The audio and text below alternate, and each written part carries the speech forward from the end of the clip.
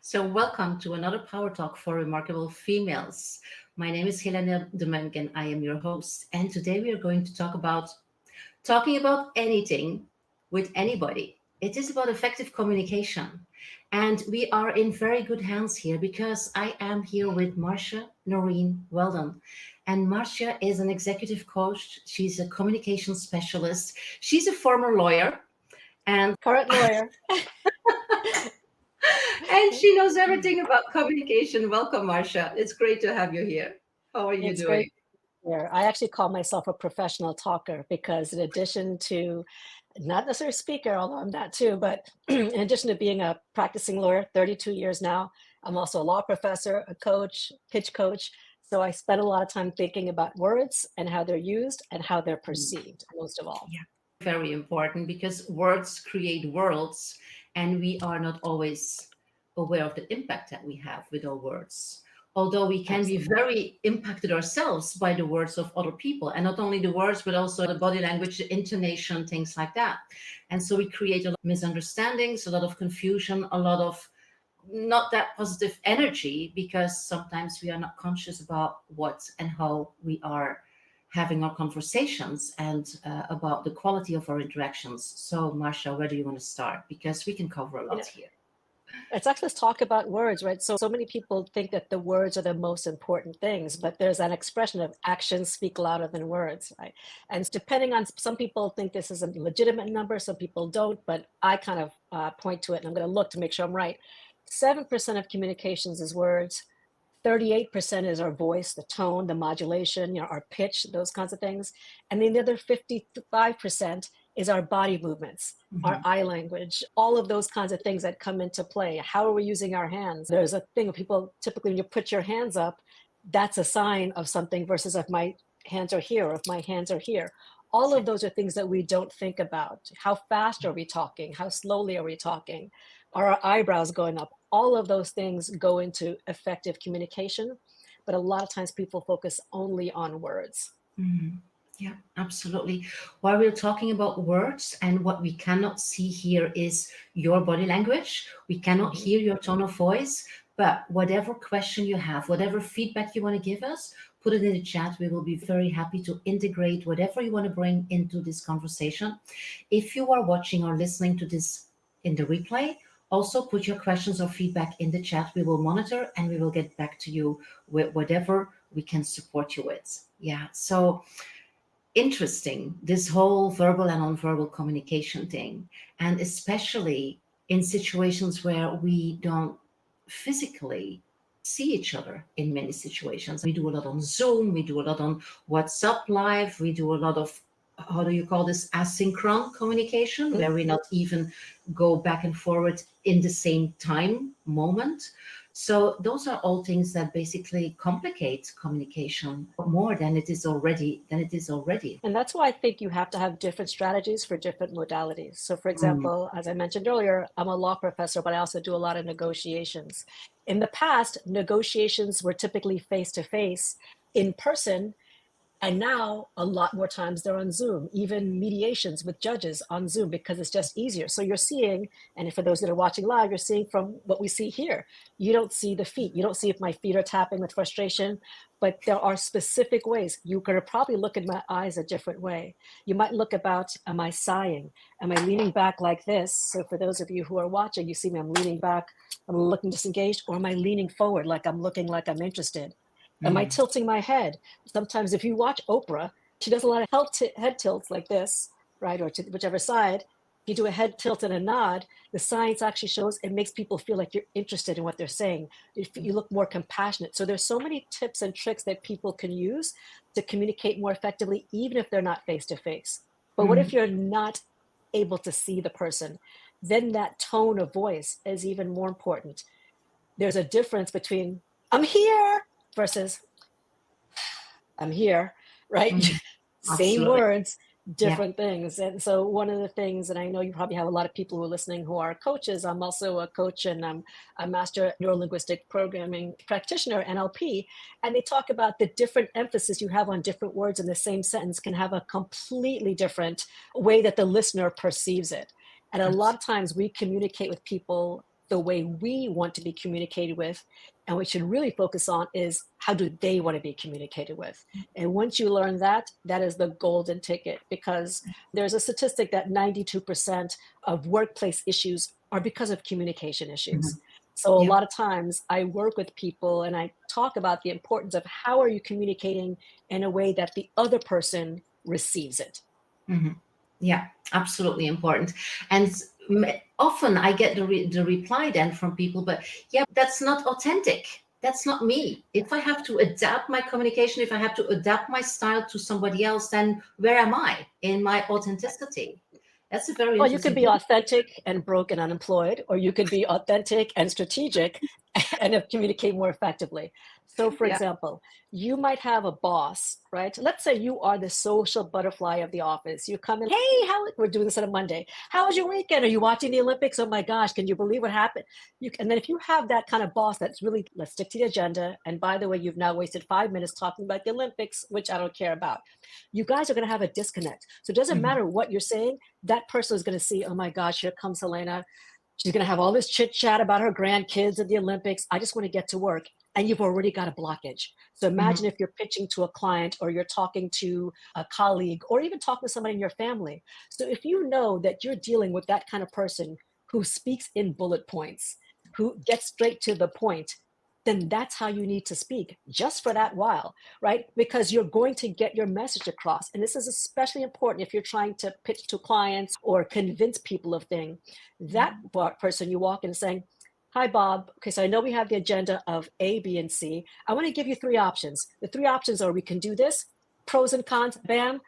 Here's option B, here's option C.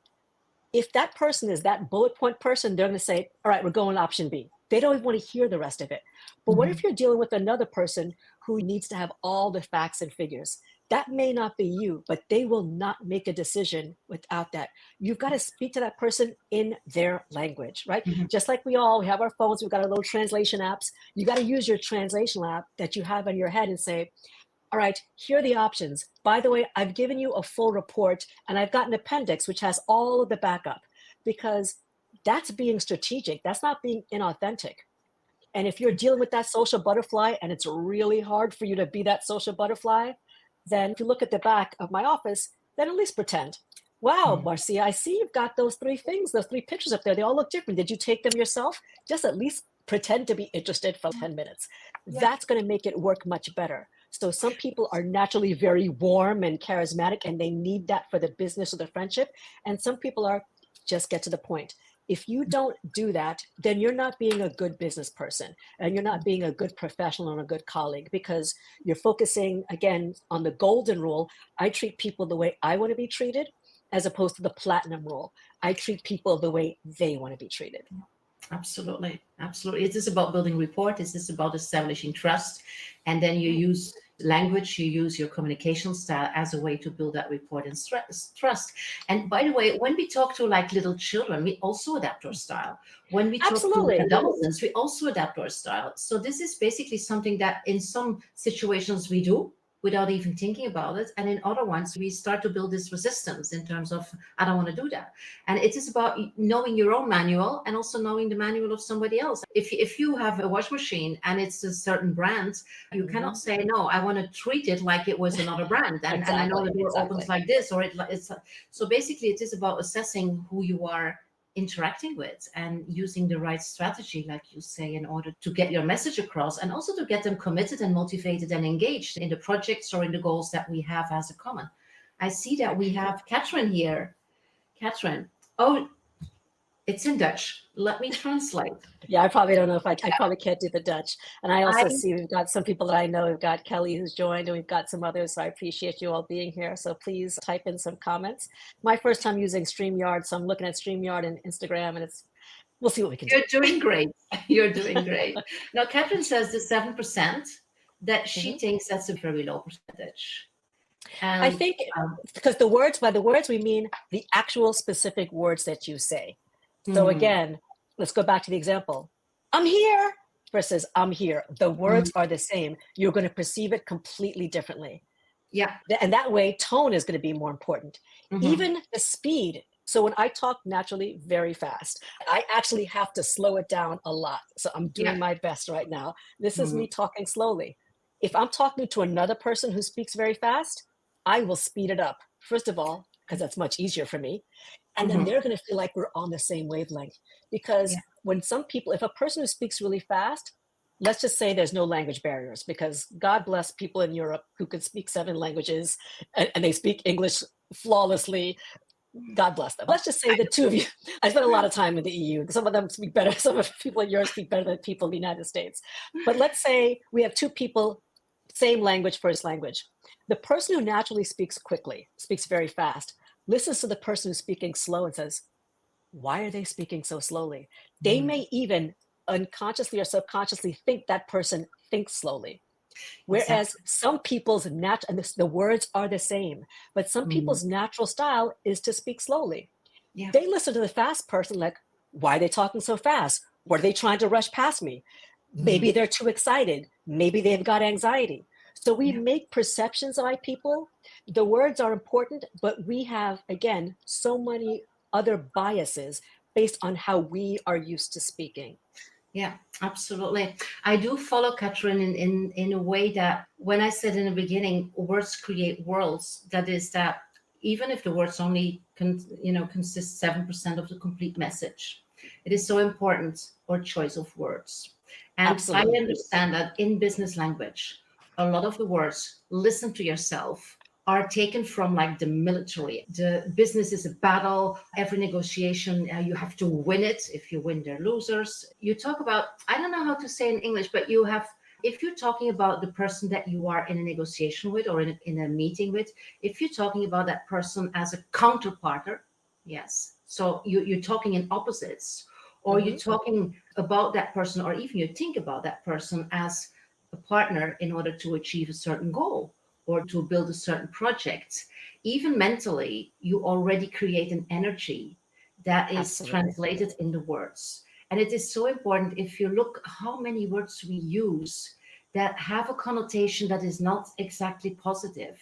And so we can choose different words, even if they're only this 7%, because to me it's also low, but this is research based.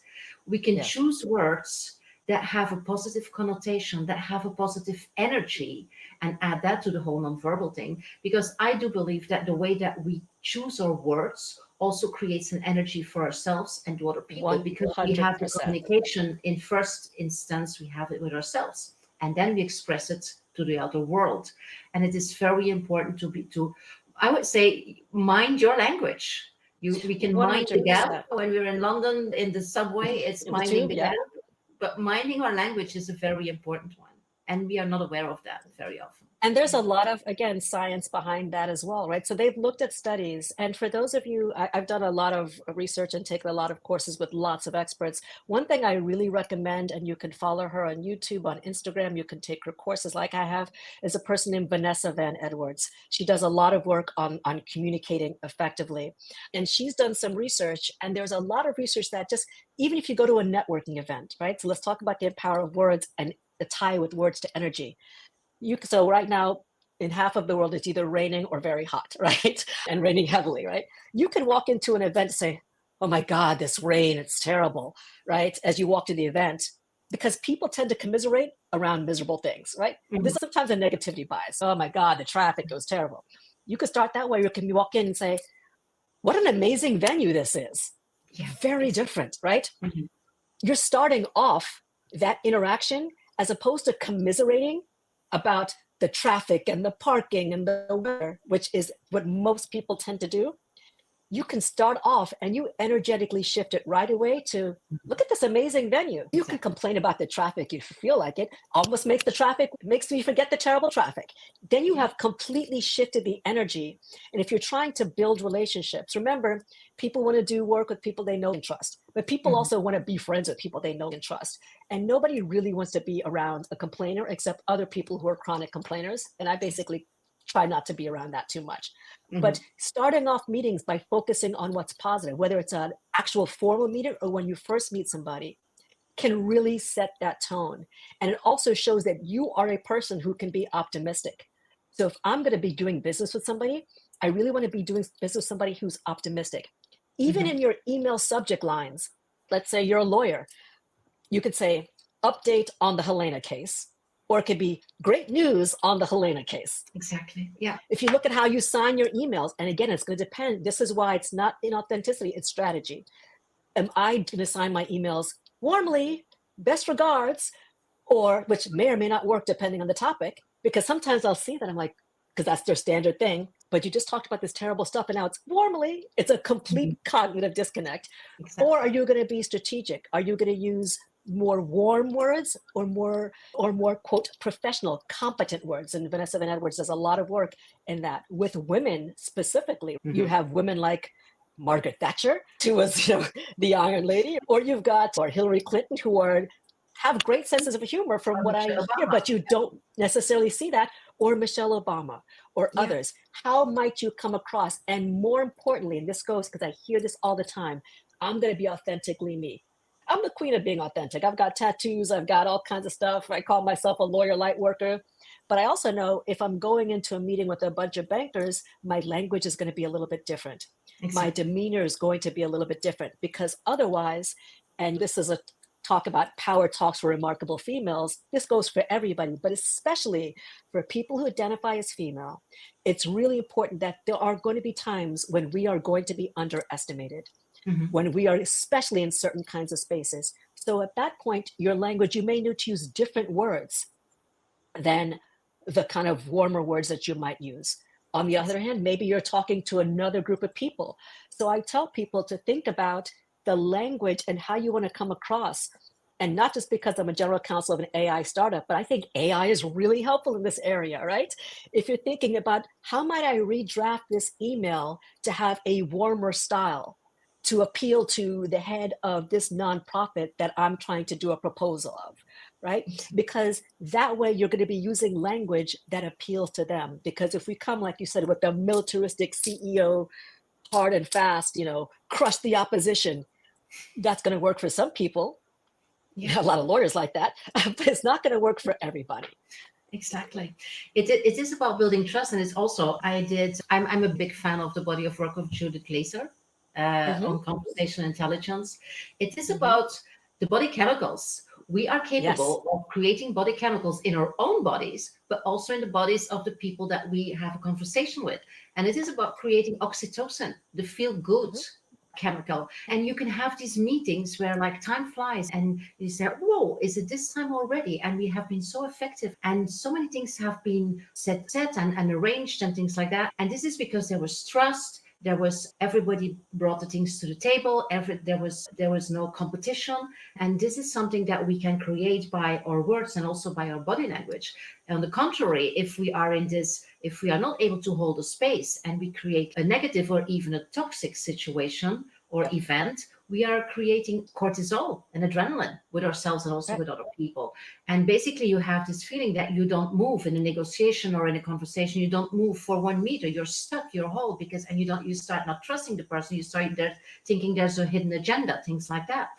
And you can flip that because sometimes we are so much focused on what we want and the outcome that we are after that we don't even feel that this energy is shifting and that actually we leave the meeting without any result except for some negative feelings.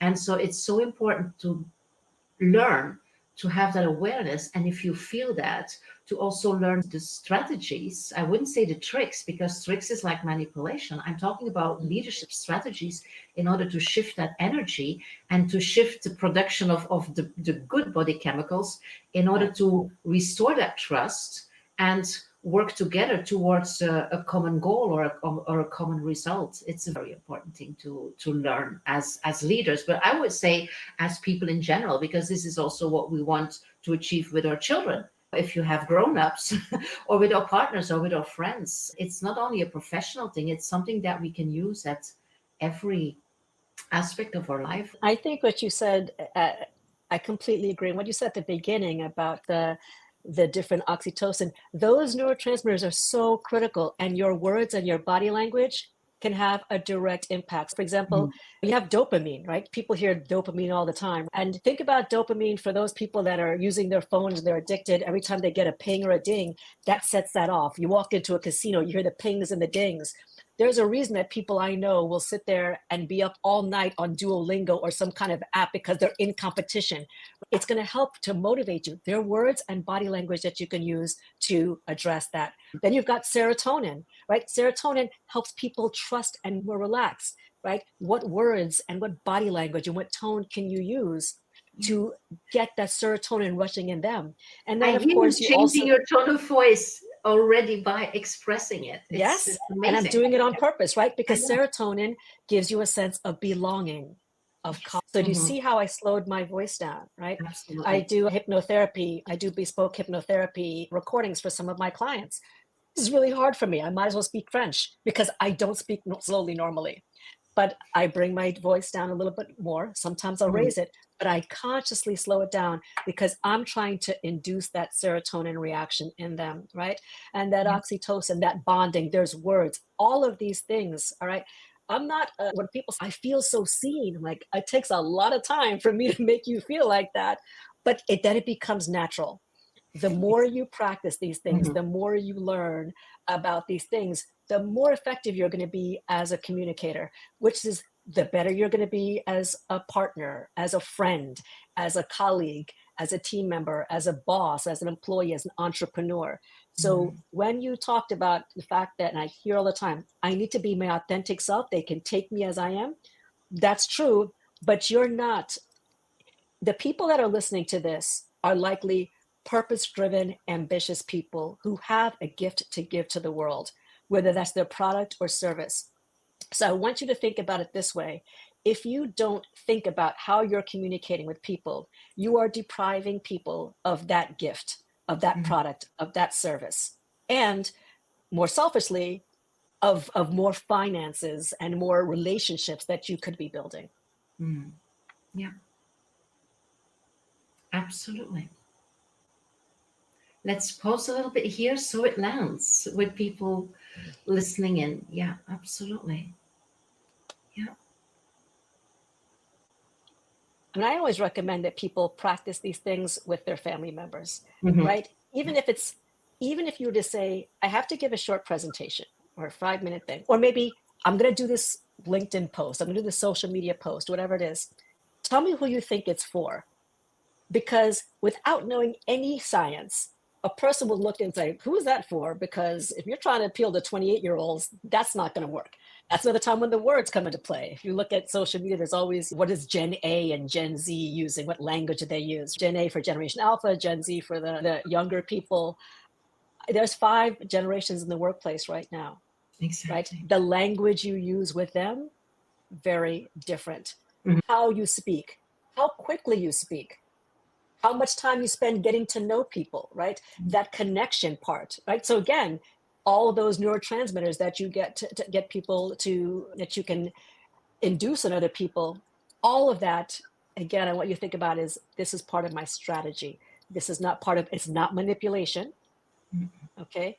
Because Yeah. again, if you think of my product or my service or my words or whatever it is I have to say is a gift and a service to the world, it's the reason I was brought to this earth is to do this, then if people can't hear the message, you're wasting your gift and your talent. Yeah, absolutely. Yeah, I know this feedback about manipulation and strategy. For me, it's always the intention that is relevant. Hmm. If the intention is positive, it is a strategy. If the intention is to serve people or to get to a common goal, this is a positive intention and this is not manipulation. And there's also this saying about authenticity for me and the way I work with authenticity also with my clients. It is about how to be in alignment with your values and with your purpose. It's not about, I feel angry, so I'm going to start to yell and throw with things. I mean, you can be angry and then you think, okay, I'm a leader or I'm a mother or I'm a good neighbor and I'm angry. How am I going Hmm. to express these feelings in a way that it is not threatening and that it is not ruining the future relationship? It's not about not having the feelings or not being able to express what you feel or how you look at things. It is about having that expression aligned with your values and with the role that you have in that moment. Because once again, if you are the mother or the father of a toddler and you are angry, you will express that completely differently, because you will be very much aware about how you impact that little baby or you impact that toddler. You can do that with everybody. It is not about not being authentic. It is about how you are aligned with the, who you want to be and how you want to show up for the people around you. And that is different in any context or situation, but still, it has nothing to do with not being authentic. It has to do with how you want to show up in your identity, in your role as a boss or as a team leader or as a colleague or as a friend. Does that make sense, Marcia? 100%. And it's so important that you talk about authenticity, because I tell people, because I think a lot of people don't actually know who their authentic self actually is. And one of the first things I tell people is to create a mission statement. Companies have them all the time. What's important to you? Who are you? What are Mm-hmm. your must-haves, your can't-haves, and your nice-to-haves? And Mm-hmm. that is going to that's going to affect everything in terms of your integrity. So, for example, if I know that my mission on the earth, and I have a few, but one of my missions on the earth is to change the legal profession, change how people practice law so they can look at it in a holistic way so that we don't have among the highest rates of suicide, depression, substance use, etc., then I know that how I'm going to speak to those lawyers, how I speak to lawyers is I tell them something like this. This is the importance of words, because my audience needs to hear something like this. I was in the hospital 6 times in 6 years for what doctors thought were heart attacks and strokes because I could not manage my stress. And my mission on the earth is to help people like you, because I don't want another person to almost die to have to learn how to live. If I'm talking to other people, they don't need to hear that. They're like, all right, meditation, cool, let's do it. But you have to meet people where they are. But I Exactly. know what my mission is. And Mm-hmm. so when I know what my mission is, there's no way I'm not going to be speaking authentically. So I Mm-hmm. think a lot of people throw on the buzzword of authenticity, but they haven't really figured out, why am I here on this earth? Mm-hmm. What was I meant to do? And for some people, they don't find that out till they're 60. And some people learn it much earlier. And how you're going to communicate. So I actually am doing a proposal. I'm doing a seminar for lawyers for another company. And they said, it's got to be about mental health and well-being, but don't use the words mental health and well-being. You have to use worky words. I said, worky words? I said, yeah, because we have a lot of men in our department that think that's a lot of woo craziness and they don't believe in balance. So don't use balance, integration. Like, they give me a whole lot of lists of words not to use. Not I to said, use. okay, My God. not to Yeah. use, because what they knew is that it was going to shut people down. So when I talk to, and again, I tend to work with a lot of compliance, auditors, lawyers, people in high risk, high stress positions where they think they can't fail. When I say, I'd like you to think about meditation or mindfulness, I don't have the time for that, because I'm going to Mm-hmm. sit there for 20 minutes thinking about all the things I need to do, and it's going to be a total waste of time. But I say, let me tell you why meditation or mindfulness practice is going to help you with your work, why it's going to help you with your productivity, why it's going to help you when you're dealing with opposing counsel. So you're not going to want to stab them in the eye. They're like, oh, sure, tell me that. When I talk to companies and I use the words of, when your people learn this, your likelihood of the retention rate of your lawyers is going to stay X. The burnout is costing you people, blah, blah, blah. They do that. Yeah. If I talk to other people, so this is why the choice of words is important. Now, I'm just as authentic. I'm just using different words. And by the way, a different tone. I'm getting straight to the point with bullet points, because that's what that audience needs to hear. And I'm speaking at it in a very different tone versus, well, I'm going to be holding a retreat in February in Jamaica. Be a very different way we're going to talk about meditation and mindfulness, right? First Yeah. of all, the environment's going to be one thing, but also it's going to be people who want to relax. They don't necessarily want to talk about their turnover rates. So my words, my tone, my body language is going to be very different. Exactly. All of that is still authentically me. Exactly. Because it is related to the outcome that you want and to the people that are your audience. Absolutely. Yeah. And you Exactly. were talking about that mission. This is something that a lot of people have struggled with in order to define that mission. And I would like to introduce also a first step into that, that we are also not aware of, that we have that idea that is something sometimes very subconscious. And that is how we look at the relationship with ourselves? How do we look at the relationship with others?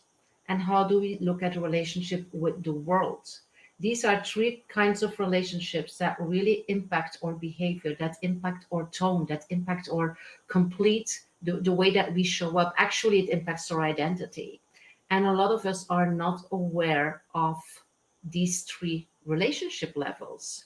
And they are so important because the way that you look at other people, if you just imagine you're a leader, you're a manager, and you look at your team in a way that you feel a little bit superior and that Yep. you need to protect them because there's a lot going on in these dysfunctional relationships, and you don't want to bother your team with all the struggles and the fights that go around, and you constantly are like buffering in between these two layers. This will basically make you behave in a completely different way than when you believe that your team is a team of experts, of people who have agency, who have Hmm. responsibility, and who can contribute to a solution, and where you ask their input in meetings. It's completely different. So think of that. How do you look at your team? How do you look at your partners, your business partners or your personal partners? The way that you look at them and also the way you look at yourself defines the conversations that you have, defines the words that you choose, defines the way that you show up. And this, the way you look at the world, you already mentioned it, Marcia. I mean, there are people who look at the world as a very dangerous place. And if you are not treated bad, it's because they forgot, because everybody's bad. Or you can look at the Right. world as a place full of opportunities and possibilities.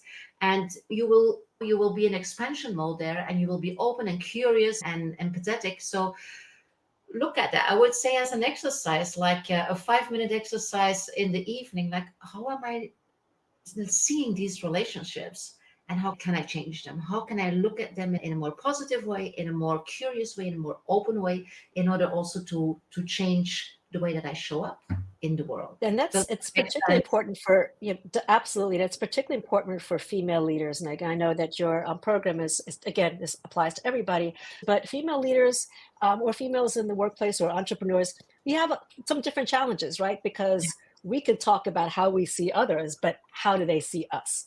Anybody who's ever worked in corporate America, any woman, and I say corporate America, but I know you have a global audience, and I know this is true in the EU and other parts of the world as well. You might try to be, assertive, but you may be thought of, she's very aggressive, right? Mhm. Because, or people have had the concept of mansplaining. A woman will say something in a meeting, nobody will pay attention. The man says something 5 minutes later, and people think the man is a genius, and it's the same Mhm. thing, right? Exactly. And so Mhm. people say, how do I deal with that? So let's talk about kind of communication. What I typically say is, Bob, I'm so glad that my idea resonated. People are like, I could never say that. You You could. I mean, could. you physically are able to do it. Whether you Mhm. would do it is a whole other thing. And Exactly. people may sit there and say, I can't believe she did that. But they'll probably never do it again because I think a lot of times women in professional settings are afraid of getting cut off, are afraid of looking mean, are afraid of looking aggressive. There is no male or person who identifies as male that really sits there. Some do, but very rarely do powerful males sit there and think about, I wonder how I'm going to come across in this meeting if I point out the fact that somebody stole my idea. Mhm.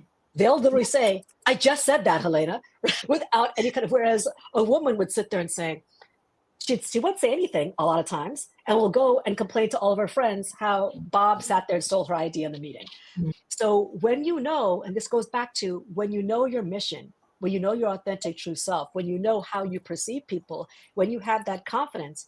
And by the way, when you say, Bob, you stole my idea, you're not going to say that. You say, Bob, you sit up straight, shoulders back, strong voice, look directly in the eye. Bob, I'm so glad we're on the same page with, because as I mentioned 5 minutes ago, blah, blah, blah, and then you expand. That is a power play because you Mhm. don't have to be the, Bob, you took my idea, pointing the finger, etc. Where I've seen men in Mhm. meetings do that. I literally just said that, Bob. I've seen them do that. They get frustrated.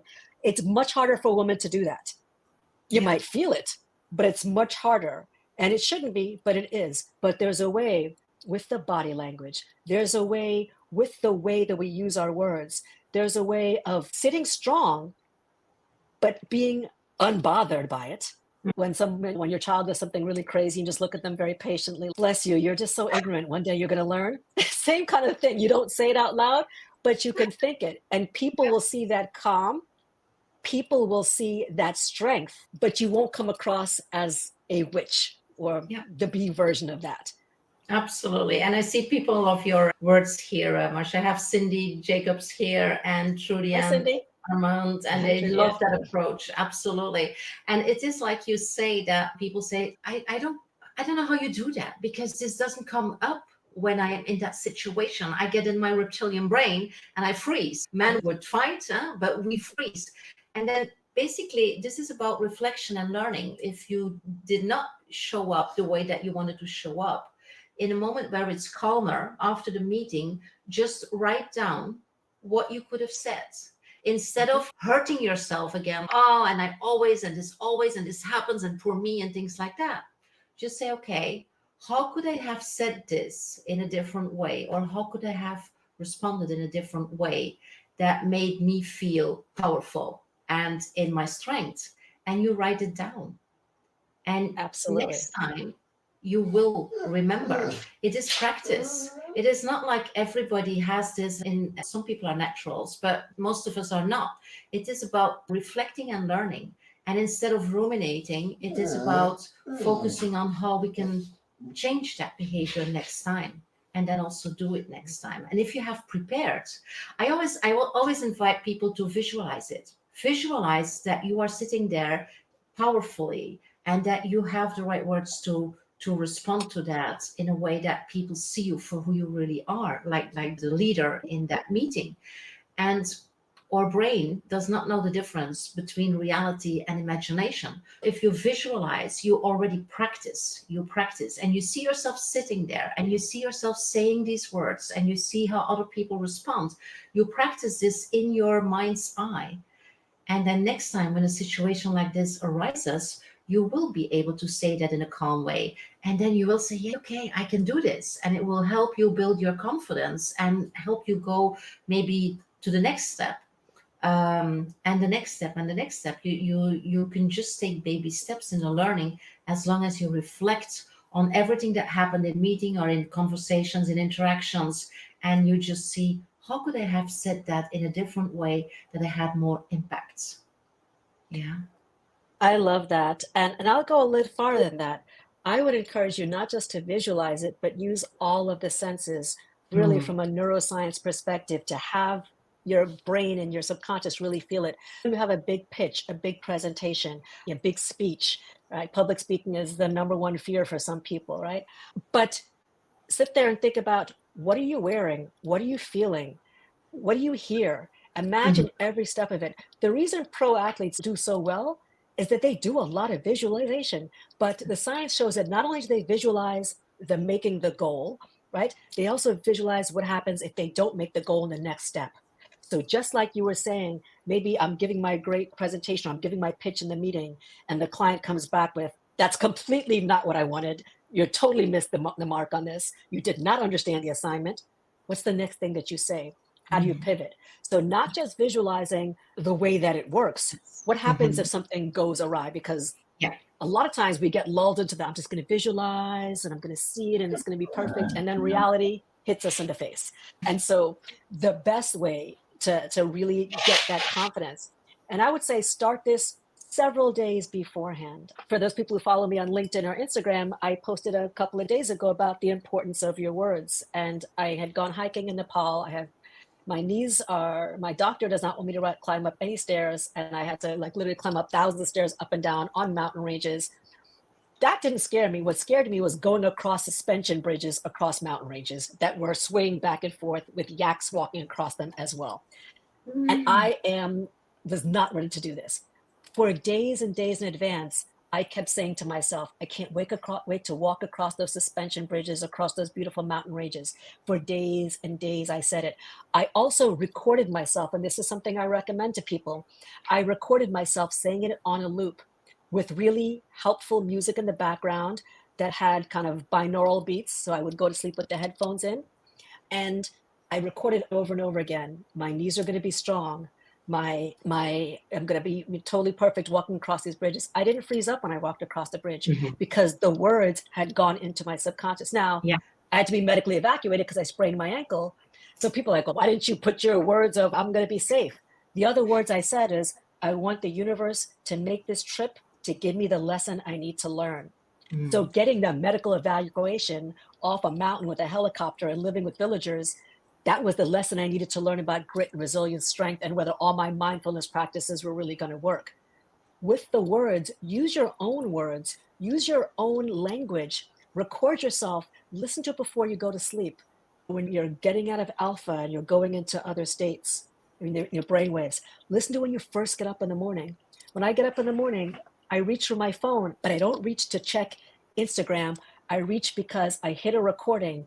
And as I'm still getting up, I have a recording of myself that says positive things that I want Mm. to do. And it's got beautiful music. So I wake up to this really beautiful, my own words saying to me what I want for my life. Mm. And that's compelling. Now, you can listen to other people's words, but your mind is used to hearing you talk. It's used to hearing you talk even when you're not saying anything out loud, because we are always talking to ourselves. So that's Exactly. another thing that I recommend to people as they are preparing for a speech. I was going to give a presentation on a topic I was not 100% familiar with. Truth be told, I don't even know why they asked me to talk about this, right? And I don't recommend people using a script when they give a presentation, Mhm. but I wrote out a script and I played it over and over again when I was going to sleep. When I was doing my long walks in the morning, I had it playing over and over again. And so I can look confident about anything, even if I don't know what I'm talking about, because I took acting lessons for 4 years. So that's why. But the knowledge was there. Yeah. I sounded like an expert because, Mhm. again, like you said, the mind doesn't know the difference between what's actually happening and what's not happening. So Mhm. I put that in. And then the last thing is, I don't want this to be a monologue.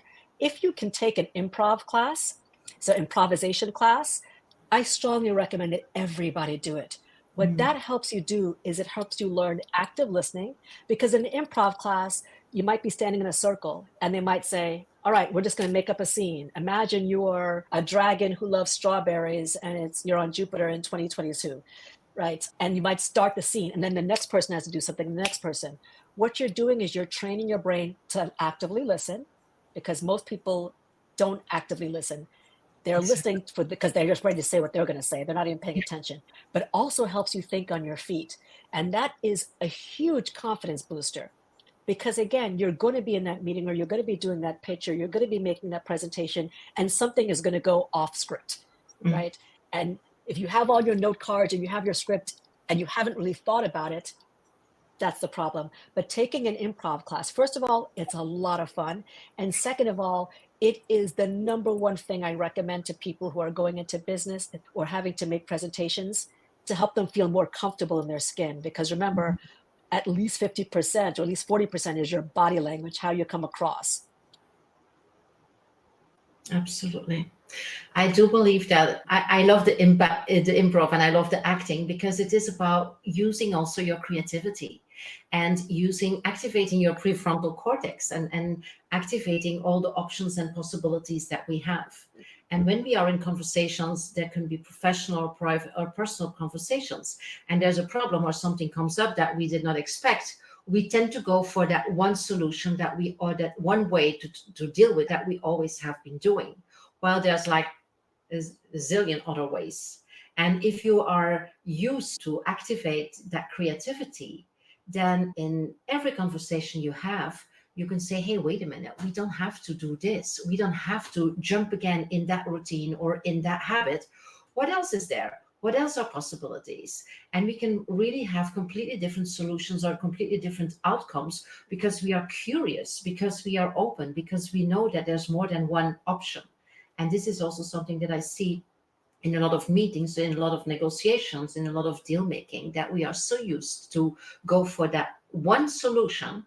And like you Right. said, we don't actively listen because we already have the solution in our heads, instead of be open and say, okay, I'm prepared, but I'm entering the meeting and I'm going to leave everything in the periphery. And we're going to start with a blank page and see what comes up. And of course, we need to come to an outcome, absolutely. But let's see what is there. Let's see what is the input of everybody involved, even of the people that are not there. Who are all the stakeholders in this meeting or in this project or in this deal? And let's be open and curious instead of going for that one solution. And that is what I like. Maybe it's a little bit difficult to see the relationship with acting and improvisation, but there is a relationship because we are keeping our mind open, we are keeping our options open, we're not jumping into the routine solution or the routine behavior that we always have, because this is how we are wired. Our brain is lazy, and it's let's just go for the thing that you don't have to use a lot of energy in order to activate us. Yeah, but that doesn't really give us the best solutions and the best results, right? And taking an improv class or doing something like that where you're willing to go out of your comfort zone is especially important today. So you're talking, your audience, the audience here is listening. These are people who are ambitious. They might be pitching for business, etc. Everybody's attention span is completely different than it was a few years ago, right? You've got to stop the scroll. You're competing with so many different things. So to the extent that you can have more energy, that you can bring some humor into the conversation. Now, obviously, there's some conversations where humor would be inappropriate, but some people feel uncomfortable being funny or being silly or think there's no space for it. And I have gone in the most serious spaces and will make a joke, right? I have gone to do training, compliance training in Mexico, and I will joke about, treating about employment law. And I'll say, look, don't use our money to go get a tabolera, which is a lap dance, right? And I said, because I happen to know that in Guadalajara, the best place is XYZ. So if we see it on your expense report, blah, blah, blah.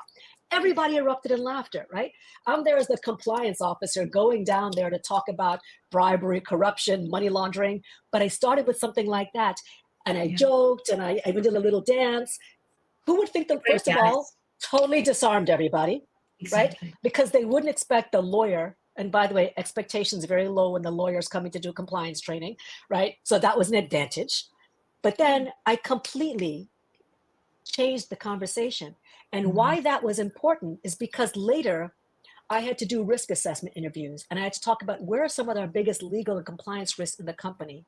And people felt much more comfortable talking to me because I showed up as a real person. I could have showed up and said, ready to do the slides. And by the way, if you violate the law, you're going to be fired immediately. I said that. I said, by the way, I'm making you sign because I'm not going to jail because of you people. So make sure you sign. And then they all laughed, right? So how do I use my words? How do I put in humor in a situation which makes people feel comfortable, which makes them say, what is she going to say next? What outrageous thing is she going to say next? So the training tends to be more effective. So think about how you can, because my authentic self is to be that way, right?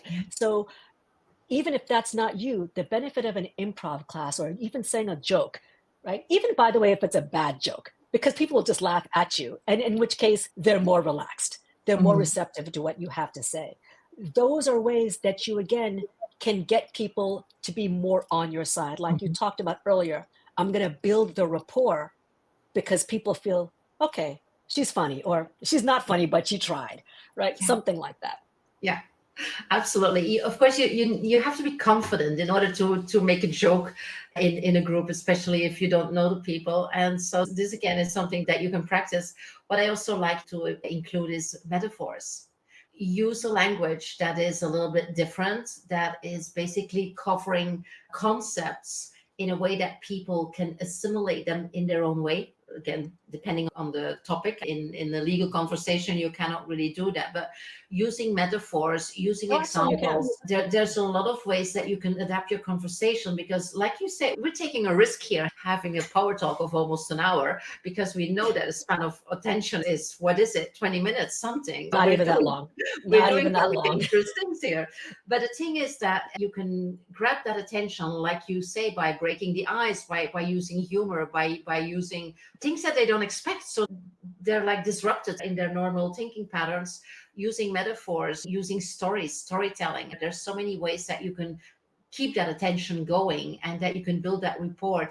So it's practice. And there's so much you can find on internet. There's a lot of programs, there's a lot of training. But I would say don't stop at reading the book or following the training, practice it. Because if not, it's just like reading a book about how to play tennis. You don't know how to But play tennis if you just read a book. right. Just bring it into practice. Like you already said, Marcia, try with your family members, practice there and see how that goes and build that confidence step by step, but do different things, change your communication pattern, and you will change the outcome of your conversations. You will change the quality of your conversations and of your relationships, and you will change your life, actually. Yeah. Right. And the world. Let's go big. But Yes. I want to actually add something because I don't want people to think she's totally unrealistic because she said go in and talk and be funny. There are sometimes this is why you have to know who your audience is, right? So I mentioned in the beginning of this webcast that for some of my coaching clients, I do tailored hypnotherapy for them, recordings, so they can go to sleep or they can listen to it. I had a client, she's very religious. For hers, I put scripture into it. I would say, and I don't have them in front of me right now, even though I don't necessarily rely on scripture for my motivation, I knew for her it would mean something more. So Mhm. I would not normally do that. And when she got it, she said, wow, I can't believe you put my favorite scriptures. I didn't even know they were her favorite scriptures. She goes, but I can't but I put scriptures that I knew that were going to be meaningful, that her brain was going to go with. So this is why if you talk about things like you're talking to a person and they use language like, I see what you're talking about, or you don't see my perspective, or let's talk about my point of view, then your response back should not be, yeah, I hear you. Use Mhm. the visual language if that's how they speak. Mhm. If they say, you don't know how I feel, you just don't get me. Yeah, I hear you. No, use that language. So you don't want to be like a mirror to the point where it looks ridiculous and like a parody. But you do want to, again, this is the importance of listening, right? You do want to use the language that you know is going to appeal to them, because then again, their brain is much more likely to absorb it. So if you Mhm. have the words that they typically use, or the kinds of words that they typically use, if you're in parts of the United States, they don't say the word soda, they say pop, right? Use the word pop. Just do it, right? Mhm. Because it's going to make things easier for you. When I went to Mhm. Cuba and I gave a presentation, in the United States, we talk about an embargo. But I'm in Cuba, I'm not going to use the word embargo. I'm going to use the word bloqueo, because that's what they use. That's what they think about it, as a blockade. That's how I was able Mhm. to sit on a panel with Cuban judges and government officials and not worry about going to jail, because I used the word that they used out of respect for what they would say. And to the Excellent. point where they wanted to talk with me and have dinner. And I was like, that's a little bit much, but that's the power of words. And that's the Mhm. power of researching who you're talking to. Yeah. Research that client, research your team members, research your boss, because then that's when they feel seen, heard, and understood by the use of your words, by the use of your body language, your demeanor, your posture. Yeah. Absolutely. I think these are beautiful words also to end this power talk. I'm going to make a little exception, and that would be, of course, my question. Do you have one more golden tip for people? Something that they can just use as soon as they stop listening here and they see their spouse or their partner or family members or friends, that they can just try something maybe funny and very impactful that is going to change a little bit the way that they interact with whoever they are going to interact with in the next 15 minutes, for example. Okay, it's not going to be funny, but it's going to be impactful. I Right. want you to find 5 people, at least 1 or 2 people in your family. If you are married, your partner or your spouse, something like that, a family member who will tell you the truth no matter what, somebody you work with, and 2 friends, preferably people who don't necessarily know each other, and ask them, what are 3 things about how I communicate that you think I need to know? And I promise you, I will not get defensive. So don't do this if you can't do this, right? You know yourself. I promise you I will not get defensive. All I'm going to say is thank you. 3 things I need to know constructively about how I communicate and how I come across when I communicate. And I want you to listen to those things. Now, you can, don't make it awkward for them. Send it to them in an email or a text. This is where I would say do it in writing, because then because they're going to look at you like, does she really want to know? So give them a chance, right? Let them Mhm. text it back your email, but you must say, I promise not to get defensive. I'm just going to think about this. What are the commonalities? You will likely find that there are things in common. You must find the person that will be honest with you. So don't ask your grandmother who thinks you are the greatest thing since sliced bread, like you're perfect. No, ask the person, and then don't 3 years later come back and say, but what about this? What about that? Like, you have to be done with it, but see what comes up. And that will help you understand how you communicate, especially if they don't know each other and especially if they see you in different settings. Because a lot of times, how we do anything is how we do everything. That's not always true, but it's very true when it comes to communication, unless you learn to adapt your style to different people. Absolutely amazing tip. This is basically discovering your blind spots, and that is so powerful. Wonderful. Absolutely. This was a very vivid conversation on conversations. I loved it. I hope you loved it too. There was a lot of gold here. Marcia, thank you so much for sharing your expertise, your knowledge, your humor, and the whole you, the whole authentic you in this session. It is amazing, and you are amazing. So Oh, connect thank with you. us, connect with Marcia. If you are not yet connected with us on LinkedIn, do so you can follow us. You can see the programs that we provide. Marcia has a lot of other things also to share with you on communication, but on a lot more. And so follow us, connect with us, reach out if there's anything we can do. Send us your feedback. We love to hear how you left this conversation or how you left this power talk. What are your learnings? How are you going to implement it? This is for us also very important and fun to see what the impact is. Thank you so much for staying with us. Bye-bye. Take care. Bye bye.